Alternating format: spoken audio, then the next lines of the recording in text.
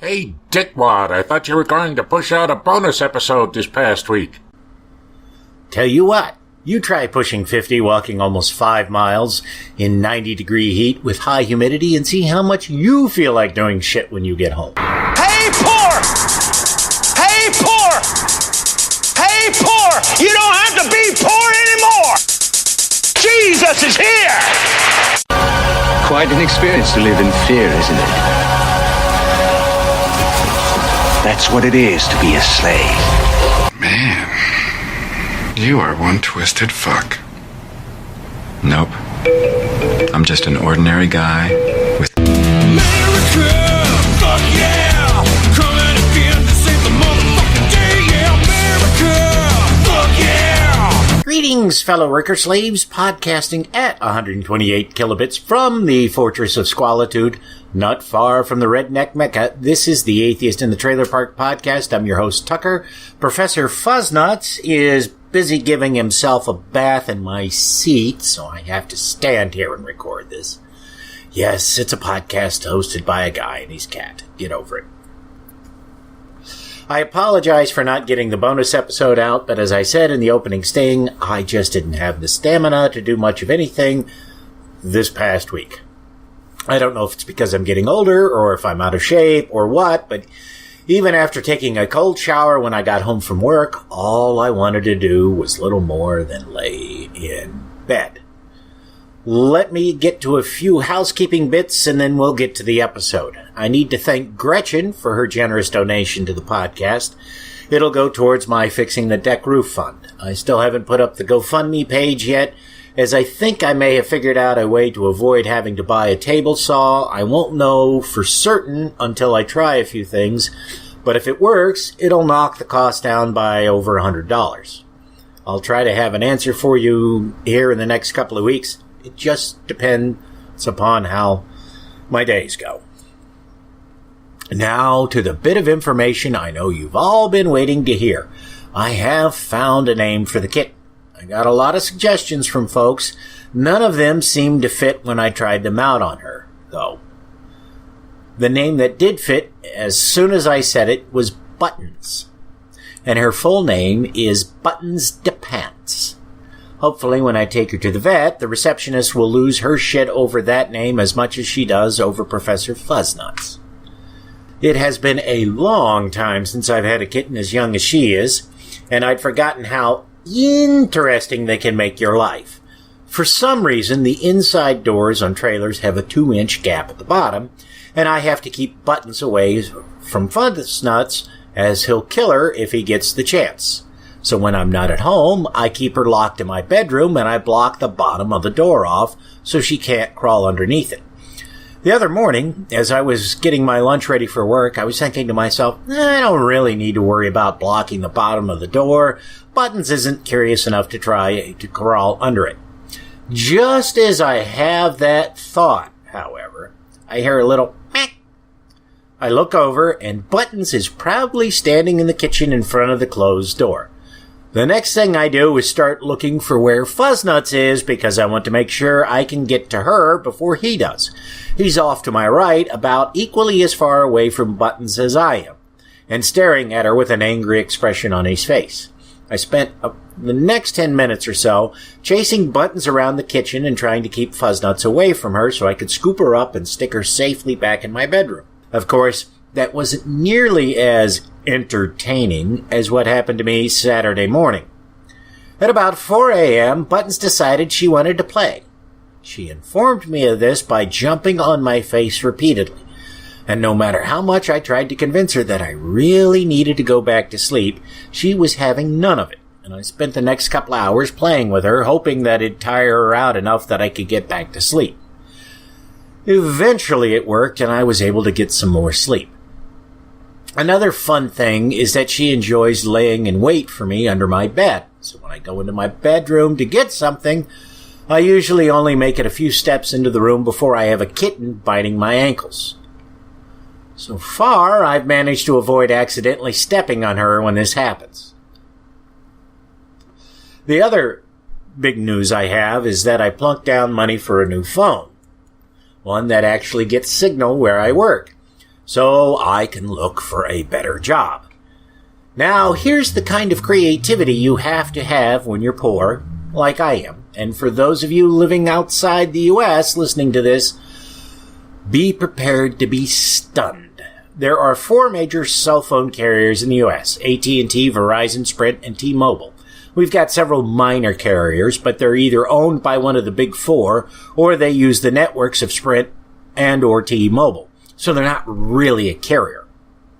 Out of the major carriers, T-Mobile has the cheapest rates. They've got what's known as the secret plan.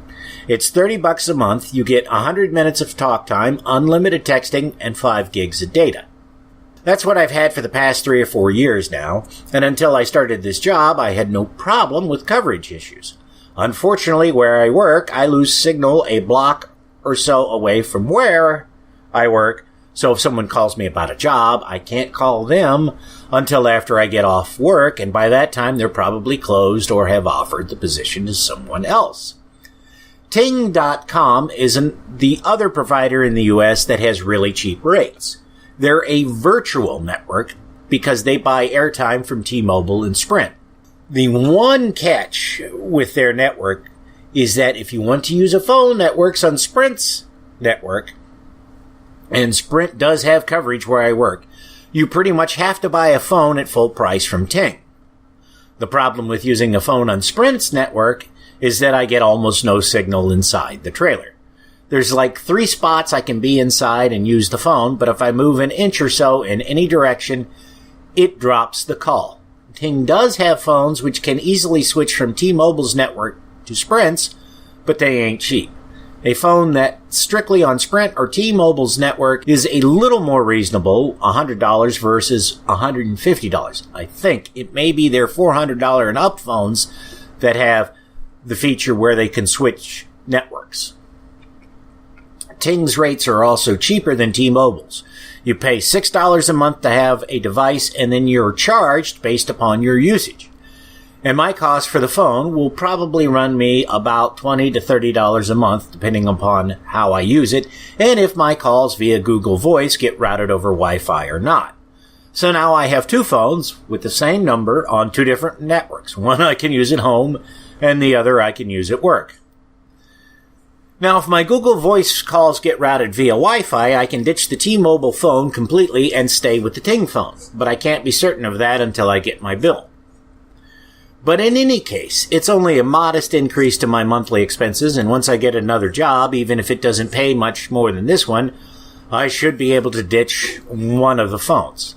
Not that I like looking for another job, but this one's obviously a dead end for me, and I'm going squarely being stuck in a back corner doing almost nothing for 8 hours a day. Seriously, for a few $100, they could automate the machine I run and eliminate my position. But they don't want to do that for reasons I can't fathom.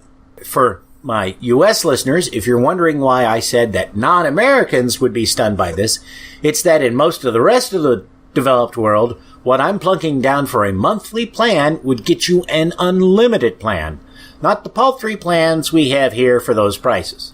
That, my friends, is more American exceptionalism in action. Most of this episode is just going to be me discussing poverty, not merely my own, so no worries, that'll consist solely of me whining about things, and I'll drop in some bits America and I recorded for the last news episode that didn't make it to air. But the freshest stuff will be all me. And fair warning, next week's episode will be all me as well. I'm going to be part of a group of straight allies at a Pride event in Nashville next weekend, and since I have no idea how long I'll be gone or anything else about it, I couldn't really make plans to have a guest for the episode. But back to the discussion about poverty. One of the things I've noticed over the years is that people of all different stripes haven't the foggiest notion of what it's like to live a life that's different than their own. Which means, in this instance, although there's other instances as I will illustrate in a moment, somebody who's wealthy can't understand what it's like to be poor. Or somebody who's moderately well off can't understand what it's like to be poor. And the poor can't understand the issues that sometimes arise when you're wealthy. Like, the poor don't have to worry about identity theft at all. No, you got a credit score of 3. Ain't nobody stealing your ID and doing anything with it. And what I mean by all of this is that someone will mention something that's happening to them, and someone else in response will make an offhand comment which indicates they utterly fail to grasp what the first person is going through. It doesn't have to be financially related either. An example of this is a comment an atheist made one time. He couldn't understand how anybody could have emotional issues related to giving up their religion. He claimed to have been in the final months of seminary school when he realized that religion was all bullshit and walked away from it without giving religion a second thought. So it seemed impossible to him that anybody who gave up on religion would have any issues once they stopped believing. Now, from my own experience, as well as talking with any number of atheists, I know that there's as broad a range of reactions as there are people out there who don't believe in a God. As I've mentioned in the past, it was relatively easy for me to walk away from religion. I was sitting there in church, wondering if folks actually believed in the Bible, heard a reading from the Sermon on the Mount, which contradicted not only many of the things which the church I belonged to stood for, but also contradicted my own experience. I heard that, realized religion was full of shit, breathed a huge sigh of relief, and then relaxed. When I got to college and started hanging out with people who were either atheists or pagans, I was forced to re-examine my non-belief because I hadn't told anybody at this point that I was an atheist, and I hadn't put any real thought into what it meant not to believe. At this point, I began having nightmares and doubts that maybe I was wrong, and maybe there really was a God, and I was going to end up in hell for not believing in him.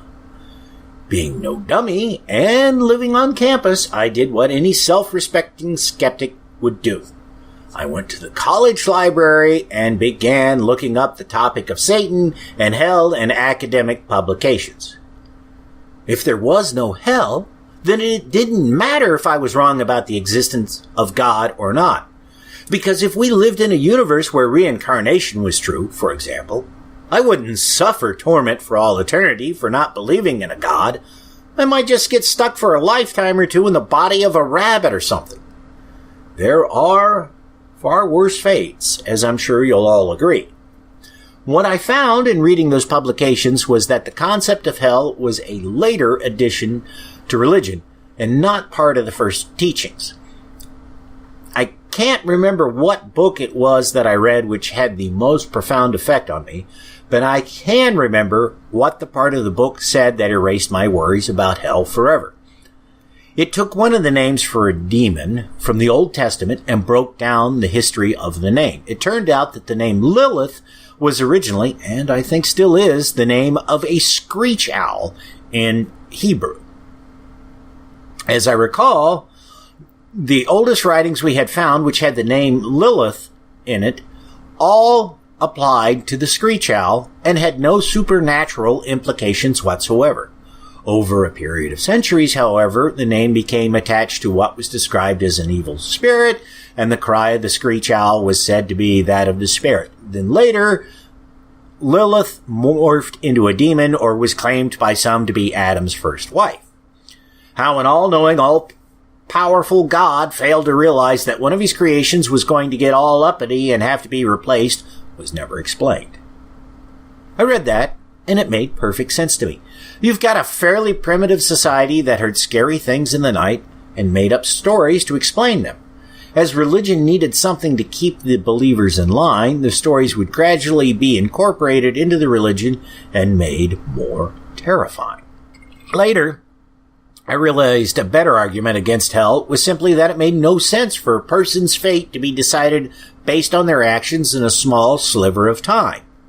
It's akin to killing someone because their eyes were either opened or closed during a particular fraction of a second.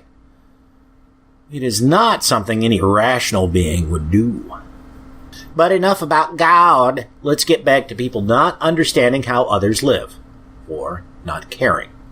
I got a message from a listener some time back that I want to share part of it with you. He sent it to me after hearing the episode I recorded the day Houdini died. Those of you who haven't heard that episode, don't go back and listen to it. Everybody who has heard it tells me it's one of the most brutal recordings they've ever heard. I honestly don't remember recording or posting it, as I'd had about a gallon of whiskey by the time I was finished. And I'm not kidding about the amount of booze either. I've made some minor changes to what he wrote to fill in the gaps for those of you who've not heard the episode. This is what he said. I especially was emotionally impacted by your description of poor people as subhumans, to refer to impoverished folks like myself. Regarding your inability to take time off work to grieve, I had been tirelessly working for 98 hours a week for 7 years at an IT company doing virtual office work to save my job. I was working 7 days a week, no days off for months, logged in remotely doing help desk work, including working 48-hour weekends and 24-hour midweek holidays. I did this without complaint or frustration coming out of my relations with management or coworkers. I do indeed see the class warfare behavior of corporate elite to the work folks like us, regardless of color. We are just too poor to do anything about it and fear being homeless, starving, or without health care. No matter what the health care costs, $5,000 a year in payroll deductions, then the annual deductible of $5,000 means that no health care is available at the risk of financial ruin. In other words, what he's saying there is your healthcare costs are such that you might have healthcare, but you can't afford to use it. I, too, am a subhuman. I work doing the, yes, boss, no problem, boss, right away, boss, for the past 25 years, with only one raise of a measly 1% this past year. I was brought to tears for days after the token raises were sprinkled around. I did, at the time, cordially voice concern that everyone else got 1%, and that I had been working over 2.5 weeks worth of work every week versus those doing 1 week's worth of work in a week versus my well over 98 hours a week. The reply was silence, like I was some sort of diseased, dying relic after working for the same company without sick days for decades, no health care claims aside from a physical or two over the last 20 years. I've worked for the same company coming up on 44 years. To be treated just like any poor person in poverty, I keep the house at 55 degrees Fahrenheit, the water heater at 100 degrees Fahrenheit. 3 times a week, I get a brief shower, no house phone, no TV, a computer that's over 10 years old, don't leave the house more than 1 week, or in the winter, sometimes not once in 2 or 3 weeks. I have a stray dog that I took in a few years ago that was severely abused that I care for. She is really devoted to being close to me always. I can only guess how you feel about your Houdini, as I imagine I'd feel if my sweet stray was to become sickly, and I, too, am too poor to deal with very expensive vet bills. This guy is an IT professional, and that's what he's subjected to. Now, forget for the moment that he's underpaid in a field which is supposed to offer some of the best salaries in America. Why would you expect someone to put in that much work in a given week? The only answer is because you don't see them as being human. If you saw them as a human being, i.e. someone who was your equal, then you'd recognize the fact that they have a life outside of work, that they have hopes and dreams they'd like to accomplish, that they need time to eat, sleep, maintain their home, what have you, and you'd not put so many demands on them. You'd also pay them a living wage. His employer no doubt rationalizes treating him this way by telling himself that his employee has an easy job, so it's not really work that he's having to do for 98 hours a week, and that the employee is content to be a mindless drone in Sector 7G, and that if the employee was paid more, he'd just blow the money on something like drugs. In this way, his employer convinces himself that the low pay and long hours are actually doing the employee a favor. They keep him out of trouble. Now, there's more to that gentleman's story, but I'm not going to get into it here. I'll be saving that for a future episode. But he's not alone in this.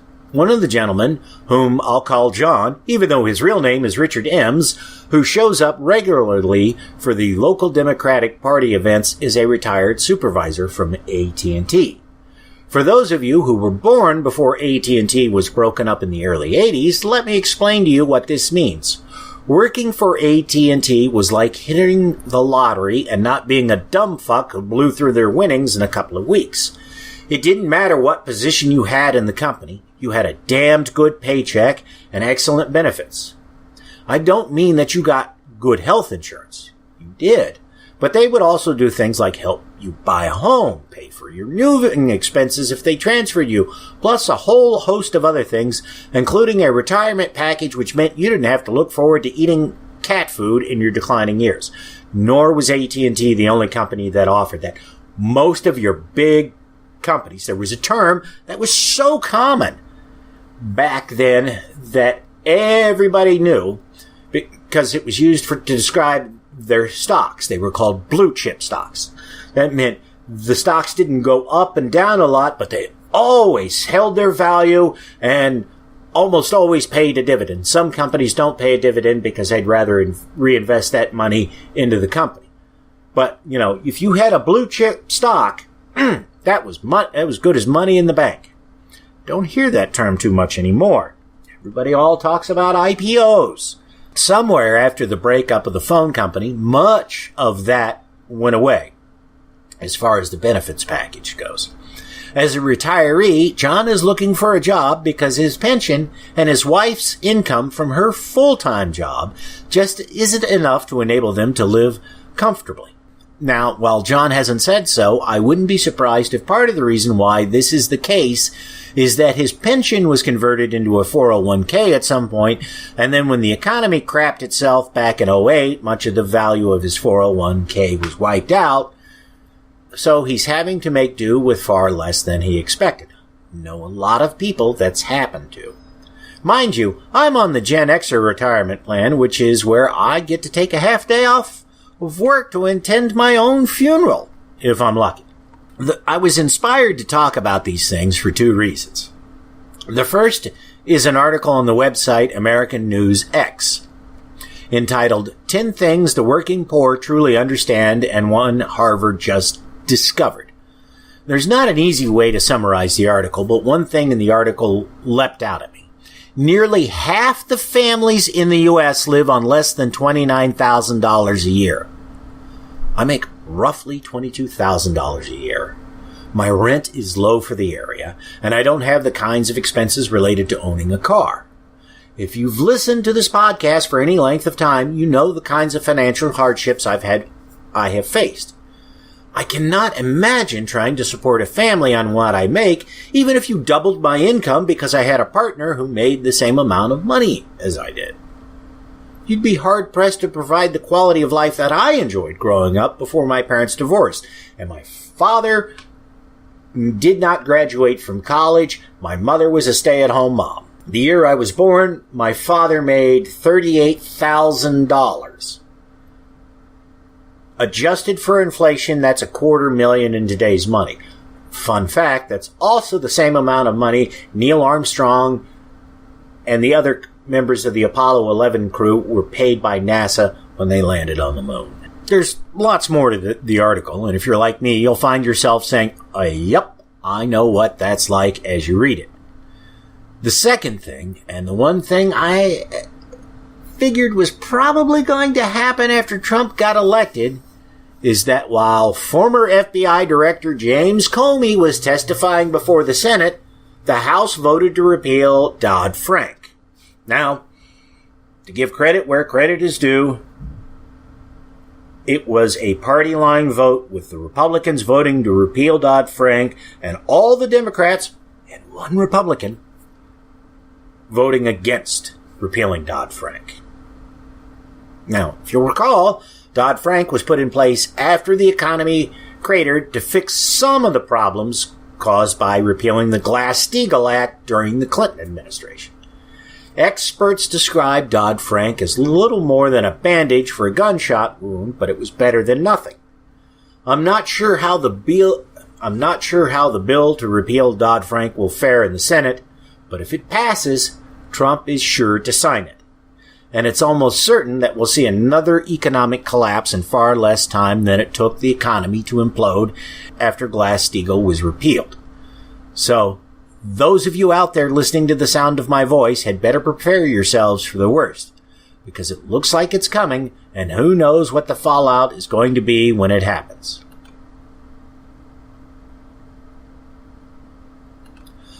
Okay, so that this episode isn't totally bleak, I'm going to leave you with some of the news stories America and I recorded earlier this month. Tea Earl Grey hot. Scientists have 3D printed ovaries and made mouse babies, which doesn't make any sense because you just could have let 2 mice have sex and then made mouse babies. But whatever. Scientists from Northwestern University have developed a bioprosthetic ovary using 3D printing technology and producing living, breathing mouse offspring from them. Northwestern's Feinberg School of Medicine and McCormick School of Engineering came together for the project, using 3D technology and follicles from prior ovarian tissue to form a scaffold that was then placed inside the mouse. Scientists were able to validate that the new ovaries helped boost hormone production and increased fertility in the mice with the prosthetic ovaries. While the study centers on mice, it is targeted to women who survived childhood cancer and may not have otherwise had the chance to have children due to the cancer treatment's damage to their ovaries. Young girls going through cancer treatment will simply need to cryopreserve the ovary prior to treatment, and then scientists can use their genetic material to make new ovaries when they are ready to have children. That is super fucking cool. I think it is super... I'm kind of anti-kid. I don't understand why anyone wants to be a parent. I think it is even weirder that we would be taking ovaries out of children to save them in case they want to be mommies later. But that's just me. That's super amazing. I think it's also really weird. Just fucking adopt. I don't understand I need to have a child from my womb. That's like people that need purebred dogs. I don't get that either. So I am happy for any little girl that this eventually helps, I guess. If we're going to try and be positive about it, I think people should just fucking go down to a local shelter and pick a couple out. Well, even if she doesn't want to have kids, just having her ovaries back will, settle down her hormones. Because, while they can do hormone replacement therapy, people often don't like the effects of the hormones because, you're taking the pills and they're not introduced into your body the way a hormone is that's produced by your body. Because the hormones are continually pumped out by your body, whereas you're taking a pill, and even if it's a time release pill, it's not, it's not as gradual an introduction as the natural hormones are. Yeah, that makes sense. And that's another good use. Well, and the other thing is this is purely hypothetical spitballing on my part, but given that men have, an X and a Y chromosome, and it's the X that, is the female chromosome,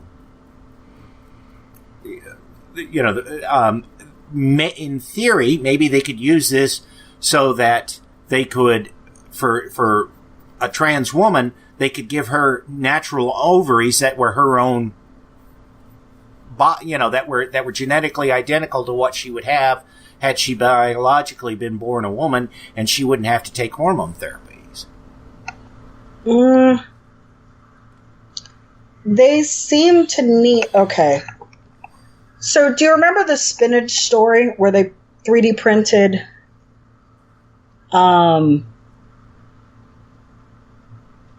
what was it? Blood vessels? Or it was heart tissue or something like that on. Right. So it seems to just be an outward structure, and they need the ovary. Yeah.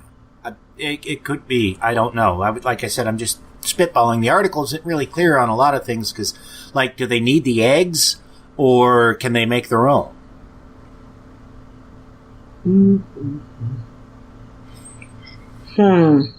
That would be interesting to look into again. Yeah. Okay. That was the most offensive science report I've ever heard. How could you do such a thing? Beavis helped me. The next story comes from BusinessInsider.com. A giant crack in Antarctic ice is days or weeks from breaking off a Delaware-sized iceberg. In the light of Trump pulling us out of the Paris Accord, this just seems fitting. So I read the story, and I never know what to do with things like this. Because, I get that you're informing me, but it also seems kind of scary, right? Like, Delaware-sized iceberg. Okay. What does that mean for the shipping industry? Does that mean that, it's going to take out West Virginia tomorrow? Like, what do I do with this information now? Because Delaware's a small state, but, I mean, if a Delaware-sized iceberg just ran through the middle of Tucson, we'd be fucked. Yeah. So maybe it takes out part of Florida. Oh my God, I'm hoping. Maybe that's how we lose Florida. Fingers crossed. Well, yeah, but it just gets me because it's like, it's we got a president who doesn't believe in climate change, and here we've got this huge evidence that it's happening. It's like I happen to think about it. The NOAA, the National Ocean Atmospheric Administration, right, has a North Pole webcam. And I remember seeing stories a couple of years ago about it because it's mounted on the marker that signifies this is the North Pole of the U.S., right? Right. And there was pools of water around it, like 6 inches deep. And so I happen to think, gee, I wonder what it's doing now since it's being so unusually warm. So I go to NOAA's page for the webcam, and I find out that they haven't deployed it this year. And the web page hasn't been updated in some time because it says that they hope to deploy the cameras in the spring. It's fucking summer. So that means they haven't done it. Or if they have, they've been prohibited from updating the webpage because somebody doesn't want them to know about the North Pole melting and Santa drowning. So I don't, I don't know, and that's just kind of bothering, because, the crack expanded 11 miles in a week, and there's less than that to go before it breaks off completely. Of course, at this point, I'm half tempted just to do a Kickstarter to be able to dump carbon black all over the fucking Greenland ice cap to melt it. So, see, this is what sea level rise does to you folks, and it's only going to get worse. But that would be a Bond villain kind of thing to do, and I'm not quite a Bond villain. I'm also too poor to be a Bond villain. Yeah, that sucks. You have to have money to, destroy people's lives and overthrow governments. I feel like you could start doing drugs, or maybe make illegal weapons. Yeah, that's a possibility. I've said it before, and I'll say it again. Democracy simply doesn't work. Cleveland police officer who fatally shot 12-year-old Tamir Rice is fired, but not for his killing. I hate that now it seems like every newspaper does clickbait headlines, because this is from the Washington Post. So it makes me want to strangle the world. So basically what happened is the officer that shot Tamir Rice in 2014, mind you. So here we are 3 years later. Is being fired because he falsified paperwork. So I guess it takes 3 years to go through documentation and investigate the shooting of a 12-year-old boy. But he's getting fired because he falsified his paperwork. So if you don't remember who Tamir Rice was, he was a 12-year-old boy who was in a park sitting on a picnic table, and the 911 caller called the police and said, hey, there's what looks like a child with a gun that is probably fake, and the police rolled out. Before the car had even stopped, the officer in the passenger side opens the door, gets out, blows him away. And he'd been there with his sister and some other friends, or maybe they were her friends. It was fake. Cleveland is also an open carry city, so it should not have been an issue. But on top of the fact that they have shot this child before the car has even come to a stop, before he's even spoken to him, is that they also prevented his sister from giving mouth-to-mouth resuscitation, and so he sat there for, I think it was 4 or 5 minutes before anyone touched him. And 2.5 years later, sorry, because he was killed in November, the rookie officer is now being fired. So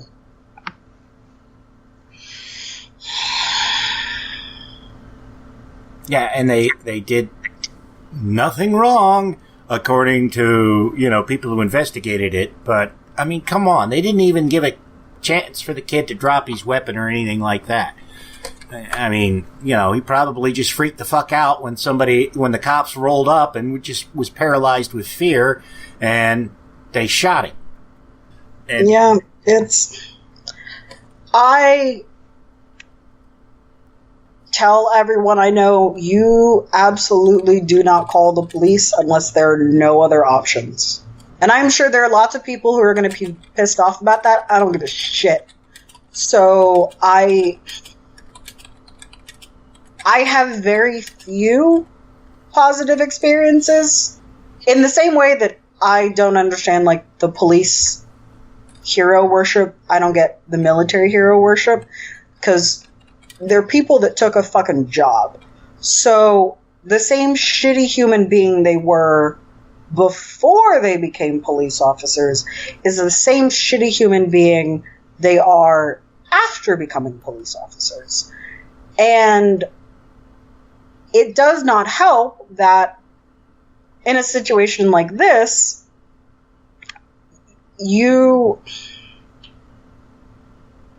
I'm sure having a gun held to you is not something that happens a whole lot during training. I'm sure you do some weapons practice, but now you're out in the fucking street and, oh my God, that person has a gun and I want to go home tonight. It's me or them, right? Yeah. But that is your job. And I don't understand how de-escalation isn't first. Because it would not have occurred to me, because I don't ever want to get fucking shot. 2 goals in life: I don't ever want to fire my gun, and I never want to get shot by a gun, right? Like, those are 2 big goals. I don't understand how patience isn't part of this. Because I absolutely would not have driven my car up within 10 feet of the person I think that has a gun, because it makes it easier for them to shoot at me. Why wouldn't you park on the other side of the park and approach the person and say, hey, what's going on? Are you holding a gun? And start that way. Because, yeah, if the person you're with drives up to a person with a gun, you probably think, well, fuck it, I've got to kill them because who knows if I'm leaving this situation. And it's a complete and total clusterfuck because I do not understand when it went from arrest. How is arrest not the first thing we want? When did shoot to kill happen? And I can't. You call the police if there are no other fucking options. Because I don't need some scared, trigger-happy asshole putting a bullet in my ass because I called them for, I don't know, a fucking domestic violence thing. Or, I don't know, the neighbors were being too loud. I can't. No, I understand. I mean, it's appalling to me. Like, one of the stories I read on the shooting that was published shortly after Tamir was killed kept referring to him as a teenager. It's like, he's not a teenager, he's 12. Why are you calling him a teenager? You know, unless you want people to think he was older than what he was. You do, so that then it makes it, oh, well, what was a teen doing? Because you think teenager and you're like, oh, they were, 17, 18. Because when I think teenager, I never think of 13 and 14-year-olds. Right. Because I still consider them fucking children. But they're teenagers in the same way that an 18-year-old is.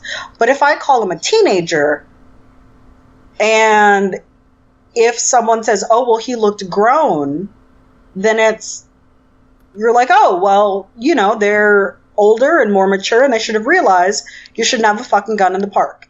And then it's character assassination, which is something when it comes to describing criminals, especially for black people and black children.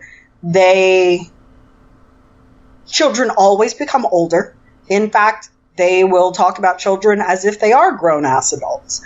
And it's just character assassination.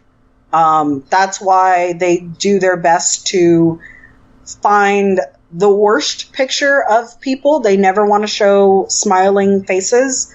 They find if they've ever had any sort of issue with the law. They'll find out if your parents had any issue with the law. And they will publish that in the story, even if it was 20 years ago and has nothing to do with what's happening now. It's just character assassination. Well, it's like when Time magazine put O.J. Simpson on the cover after Nicole Brown was murdered. They darkened his skin. Yeah. Not because, oh, well, they needed, because they adjust skin tone all the time in everybody's photo, to get rid of blemishes or because it looks weird because of the backdrop or anything like that. They just did it so he looked blacker than what, he normally did because that fit with their perception of what he should look like. There's someone macheted an Uber driver. Yeah, 16-year-old girl. Yeah, so her photo is of, like, a selfie she took. A smiling selfie she took. And not her mugshot. I don't know if she died somehow in the altercation, because I didn't read the story, but I was not shocked. I was fucking pissed off. She macheted someone, and her photo is a smiling picture. No, she's not dead. She's been charged. Yeah, so she's got a fucking mugshot. When Brock Turner raped that girl, they showed him in a suit and not his mugshot photo. We waited, 2 weeks afterwards till we got a mugshot photo? It is...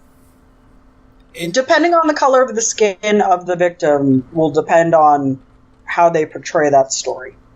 Well, in the case of the girl, because she's a minor, they may not have been able to release her mugshot. But then again, I see what appears to be... Oh, no. Are mugshots public record, or is it not if you have to be 18 and over? I thought they were public record. Well, they are, but a lot of times they don't release stuff because you're a minor. But gotcha. According to this Australian newspaper, they've released her mugshot, and yeah, there's her picture. But yeah, that wasn't the first thing. It may be in her case that she was released. They released the mugshot after she was charged as an adult. Because generally, when they're minors, they tend not to do that. Because in theory, if you're a minor when you turn 18, any criminal record you have is expunged. So you can, it won't follow you for the rest of your life. It's treated as a youthful mistake. Gotcha. Although that is somewhat changing now, which I don't know. I can't say it's a good thing. I can't say it's a bad thing because I haven't read up enough on it. But no, Tom DeLay, he got arrested and convicted for bribery. I think it was some kind of abuse of power, and he knew that his mugshot was going to be released. So he went to the only place he could turn himself in for his arrest where he knew they wouldn't put his prisoner number up in the mugshot photo. And he's smiling in his mugshot photo. Well, that woman that beat the gay man is the biggest smile I've ever seen on anyone's face. Yeah. In every picture of her. Including her mugshot. Yeah. Yeah.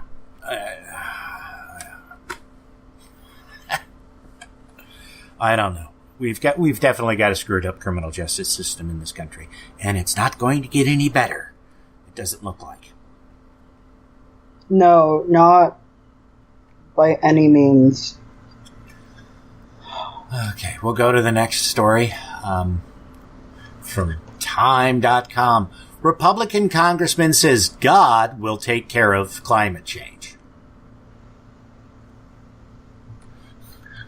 That just kills me.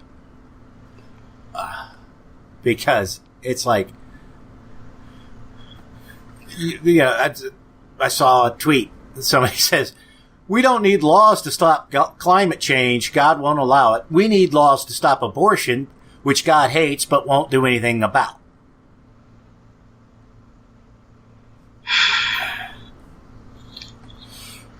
And I don't know if you saw the tweet from the guy that runs the God Twitter account. He says, I'm not doing it. You humans made this mess. You fix it. Is he back? I thought Facebook banned him permanently. No, he's back. There's a huge issue going on with Facebook and banning people.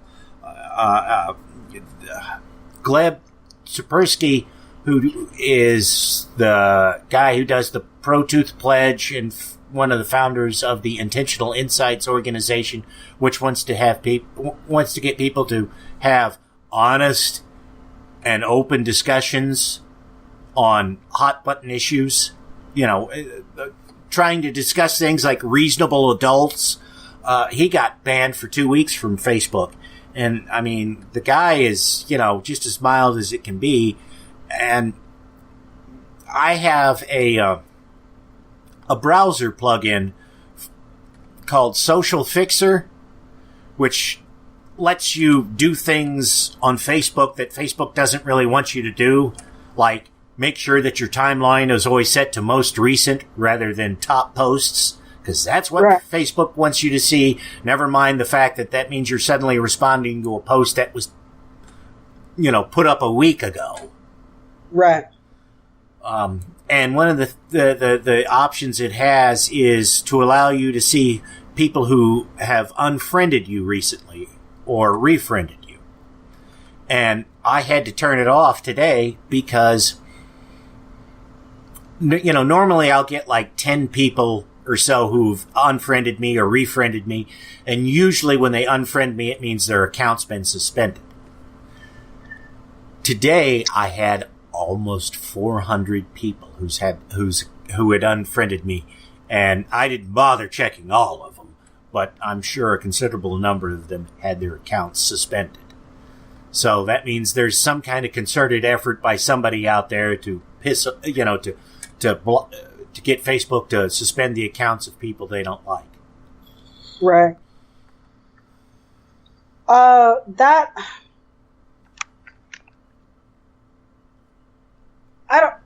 She didn't stick around the members only lounge for very long, but there was someone, I love her dearly, but she is constantly getting Facebook suspended, because she writes, you guys think I have no filter.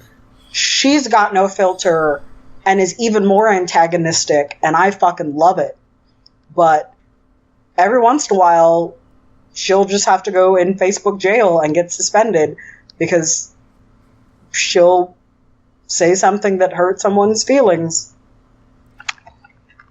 But racist accounts and photos of lynchings can stay up all goddamn day. Yeah, I know. It's like they let that shit up there, but they pull down breastfeeding photos. It's like, come on.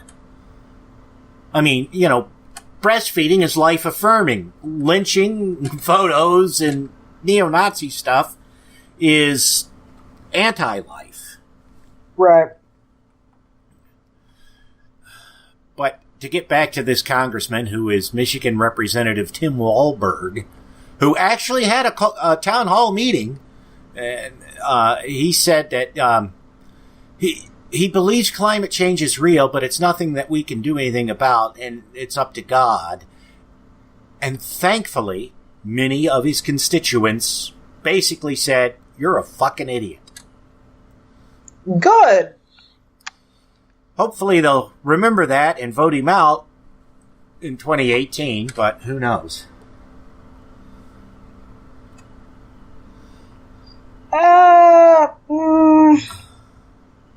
I don't know. I'm really worried about the 2018 election because I feel like no one learned their lesson. We'll see. We've got a year and a half to go, but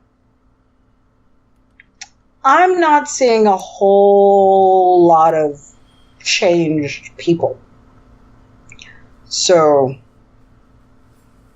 we'll see what happens, and if anybody actually gets off their ass and votes in this 2018. Because it's, 70% of the mayors and 80% of governors are out. Everyone's up for re-election in 2018. Not everyone, but a lot, yeah. Well, right, not everyone, but it might as well be everyone is up for re-election. Enough that this could go from a largely red country to blue. Yeah. If people get off their ass and go do something. And what I worry is that it's going to be June of 2018, and suddenly people are going to be like, oh yeah, there's an election in 6 months. And nothing will change. Yeah, I'm concerned as well because, the Democrats aren't focusing on all the right issues. Definitely they're right in saying, well, this whole thing with Trump and Russia is pretty suspicious. We need to look into it. But at the same time, they're not talking about other things that we need to be doing that would get more people to the polls, like saying we need to have a better jobs creation program, we need to have single payer, we need to have, these other things that people actually want, but nobody's really talking about. Right. And so you saw the post that I tagged you in, and there have been a couple more posts about Democratic Party events and dinners through some other groups and some other friends. And I'm starting to see this horrific trend of... So the Republicans are really, really good at going to blue-collar communities. They're really good about going and talking to the fucking farmers at the Iowa State Fair. And they're really good about going to a fucking mill somewhere and talking to the very people that will make or break their elections. The Democrats don't give a shit. And we have events, we have dinners, we have socials that are there are not a lot of nice places here in Tucson. For 1 million people, it's still a small town.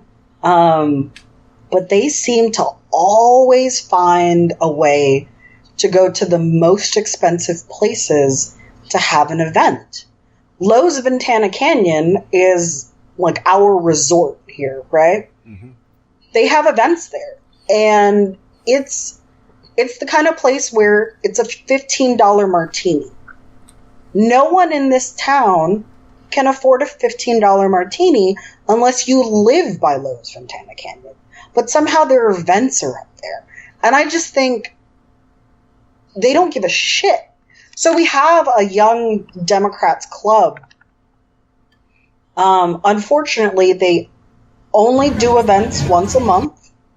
And they're really, really bad about announcing events until a couple days before. And it's also on a Wednesday at like 9 o'clock at night or 8 o'clock at night. So if you have to work at 7 or 8 in the morning, you're not going to an event that starts at 8 o'clock at night. So it's really frustrating because even though the younger crowd tries, they don't do it well. And the more established Democratic parties don't give a shit about anyone's income. This is a largely poor, working class people. Our major industries are Raytheon, the university, and the hospitals. And so if you don't work there, you work at Subway. So luckily, our minimum wage has now been raised to $10 an hour, but that wasn't always the case. And most places only, do part-time. So in a city that is in no way able to afford events at Lowe's Ventana Canyon, the Democrats seem to only want to do stuff in the nicest places in this stupid city. And there aren't a lot of them. And it drives me crazy because I am starting to see this be a horrible trend with the party. It's like they don't give a shit about poor college students or working class people that are living paycheck to paycheck. The people that vote for them based on the policies they want to change, they don't ever do anything to come down and see us. Right. So they don't really understand what your needs are. No, and I remember seeing those photos. Did you see the photos of Hillary Clinton when she was walking through that apartment in Brooklyn? I don't think so. Okay. This woman has... I don't know. I ended up doing a whole bunch of research about Hillary Clinton during the election because I will admit I didn't actually know a whole lot about her, despite the fact that you know, she's been First Lady and Secretary of State and all these other things. I didn't really know a whole lot about her. Hillary Clinton has always had money. Her father was, for the area, rather wealthy. So she's never not... I don't think ever in her life there has been a, oh shit, the lights might not, you know, go or get paid, right? Like, I don't think there's ever been a moment like that for her in her whole life. And especially once you become the wife of the president. Like, you're fucking set. There's nothing. When was the Clinton... I was in elementary school. So 20 years ago, she was First Lady? Yeah, roughly. Okay. So especially for the last 20 years of her life, money has not been an issue. Because I don't think you can be poor and be an ex-president, but whatever. So during her tour in New York, she was in New York City, and she toured someone's apartment in one of the boroughs. I'm going to say Brooklyn. And the look of just shock and horror and disgust on this woman's face was heartbreaking.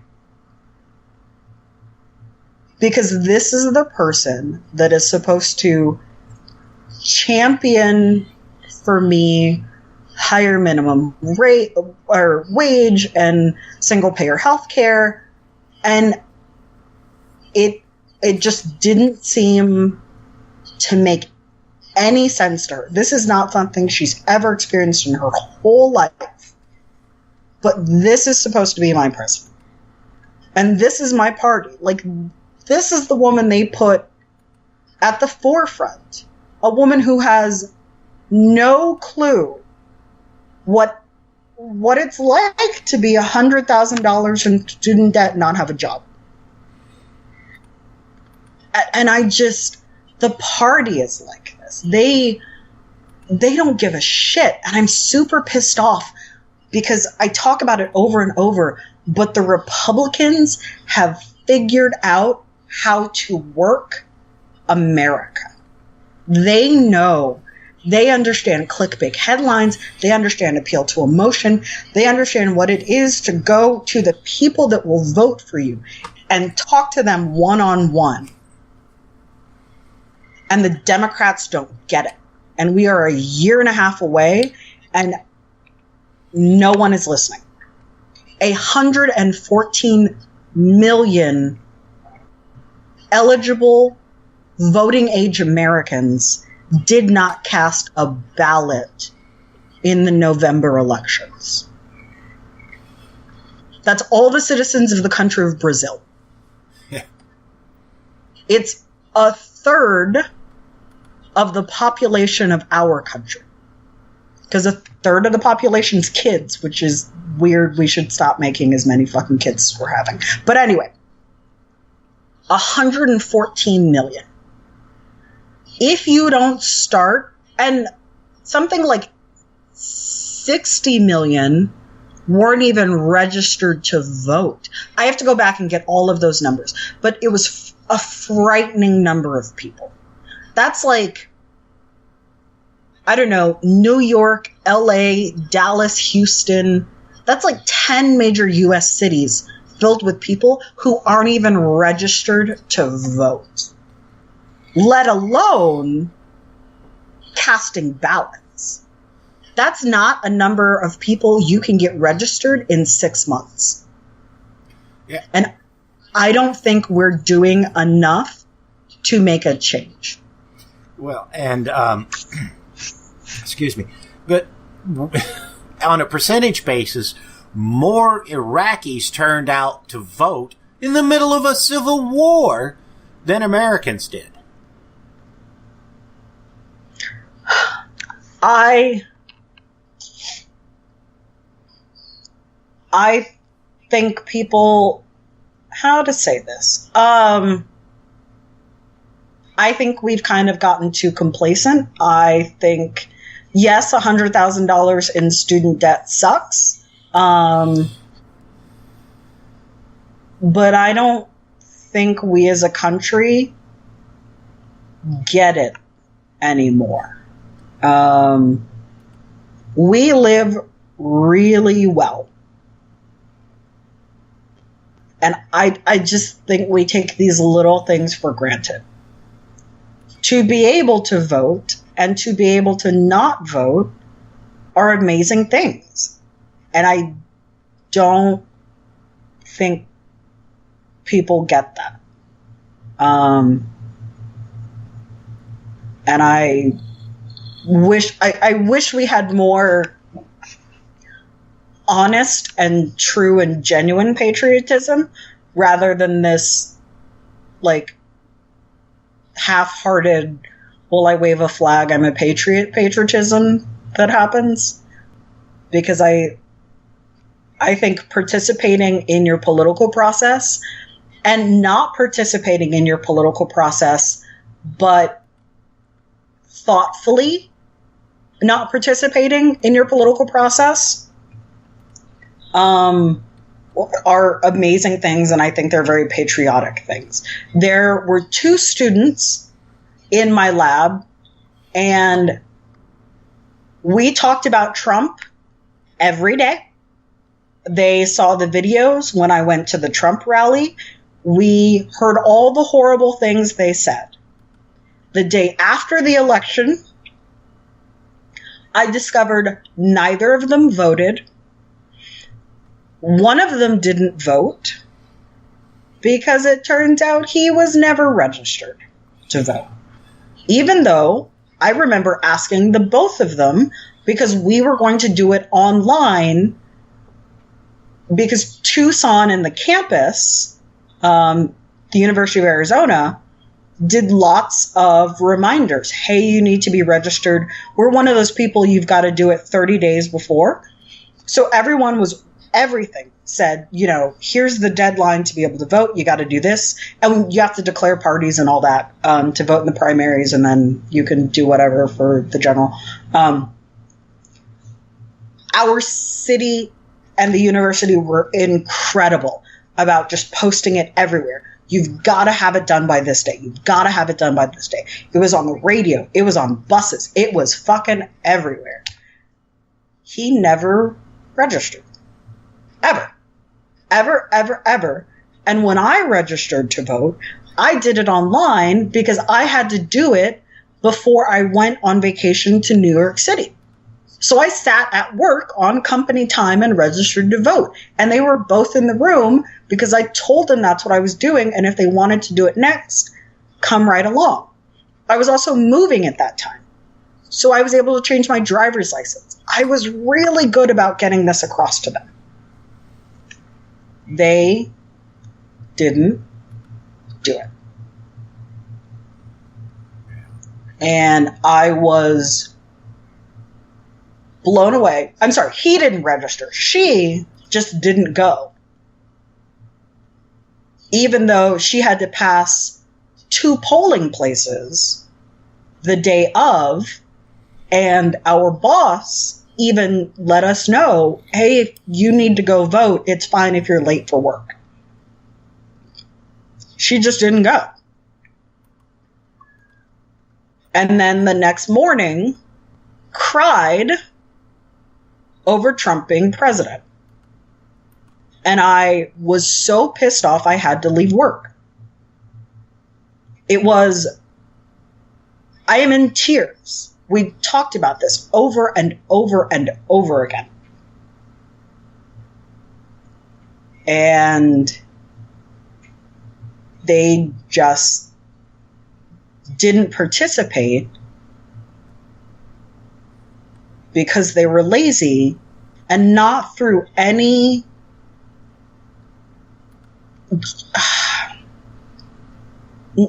there was no thought put into it. There was no conscious dissent for whatever reason. And I can never forgive them for that.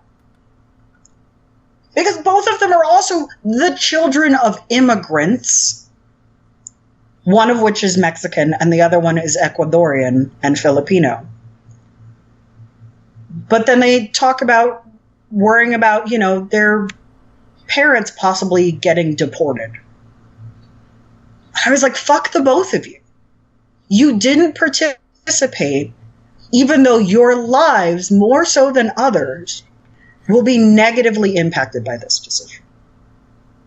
And not because you had a laundry list of reasons and you did your research and you just felt no candidate was right for all of these reasons. No, you were just fucking lazy assholes. And now you're in college and now you're both going to graduate with $100,000 in student debt. And I hope you never fucking pay it off. Because fuck the both of you. It is your civic duty. It is true, genuine patriotism. And you were not there for others. Well, I want to cry now. I'm so pissed off. Well, I'll give you a little bit of good news, okay? When the 2000 election rolled around, I didn't bother voting. I was like, fuck it. We're all going to end up being screwed anyway, so who the hell cares? I have never made that mistake since then. I have always been at the polling places. So,